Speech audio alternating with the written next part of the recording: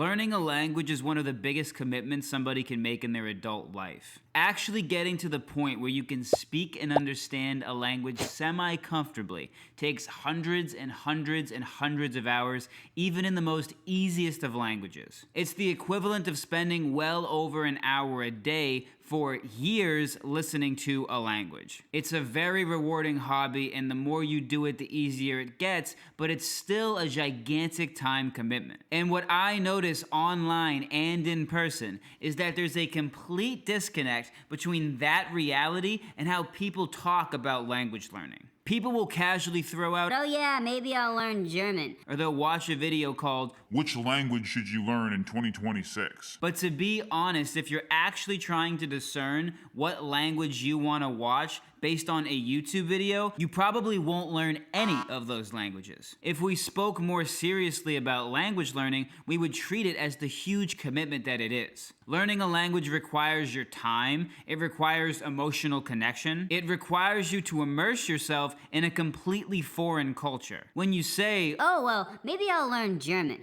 what that sounds like to me is, "Yeah, maybe I'll dedicate multiple years of my life to this random language in random country that I hadn't thought about until the last 5 minutes. Maybe I will, maybe I won't. I don't know. I'm thinking about it." To show the unseriousness of a question like what language should I learn, we can replace the word learn with marry. Because if we use marry, we can feel the weight of that commitment. If you ask what language should I marry, then you're getting a much more realistic picture of what you're actually asking. Which language am I willing to dedicate a significant portion of my life to? Because if you came up to me and said, "Hey Nick, I'm thinking about marrying a girl. I got these 4 girls in mind. I got Anna, I got Beth, I got Taylor, I got Brittany. Which one should I choose? I just can't decide." I would tell you that you probably shouldn't marry any of them, because your question demonstrates a startlingly naive view of commitment. When you swap learn for marry, a lot of questions sound ridiculous. What's the easiest language to be married to? Which language should I marry in 2026? Should I marry 2 languages at the same time? They sound funny because we don't normally make lifelong commitments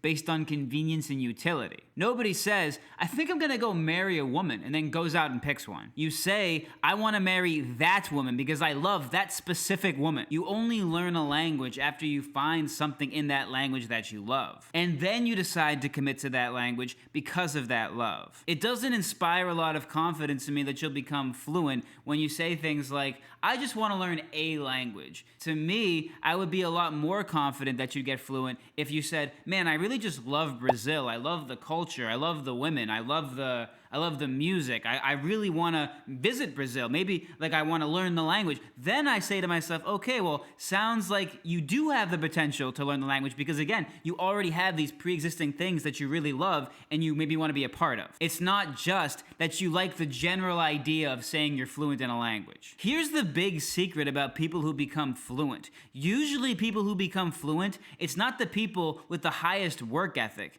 It's the people who found something in the language they loved enough to keep coming back to it. For some people, it's a relationship. For other people, it's a country they want to live in, or a job they want to get, but they need to learn the language first, or it's just a culture they really love, they want to be a part of. For me, it was a girlfriend who didn't speak English. Very common story. I didn't throw a dart at a dartboard and land on Spanish. I also didn't run a cost-benefit analysis of like 12 languages. There was simply something I wanted to be able to do in the language, and I set out to do it. In a way, my marriage to Spanish was an arranged marriage. And just like in real life, those marriages actually turn out to be the most successful. Finding something to love, in my opinion, is the actual starting point of language learning. Maybe you want to travel. Maybe there's literature you've always wanted to read. Maybe you want to watch anime in the original language. It really doesn't matter what it is. All that matters is that you have a reason to stay committed. I think one of the issues is that a lot of beginners see other languages like their native language, but just in a funny costume. They see it as a collection of words and rules that you memorize, then you recite them, and then you're done. When in reality, the culture, the people, the places,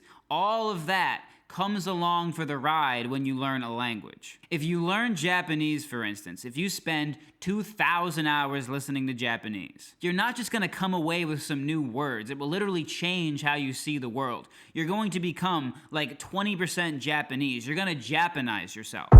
Just like a commitment to a woman will change you, so will a commitment to a language. Most people don't realize what they're signing up for because of how flippantly people talk about learning languages. They make it sound like a fun little thing you can do on your phone for 15 minutes a day. So people use a language app for a week, try listening to something real, understand nothing, then quit and say it can't be done. But that's like marrying a girl and getting divorced after a month and saying, well, the marriage just didn't work. Well, before you got married, did you actually understand what a marriage is? People who say things like, well, it's just impossible to learn a language. Only really smart people can learn languages. To me, those people are like the guy in Vegas on his 6th divorce telling you all women are crazy and love isn't real. Don't take marriage advice from a serial divorcer. And don't take language learning advice from someone who did Duolingo and flashcards for a month and thought it would unlock native Japanese. Learning a language takes an actual commitment. The same kind of commitment that makes any marriage work. You show up, you put in the hours, and you stick with it even on days it's not exciting because you love the language. Find something to love in a language first,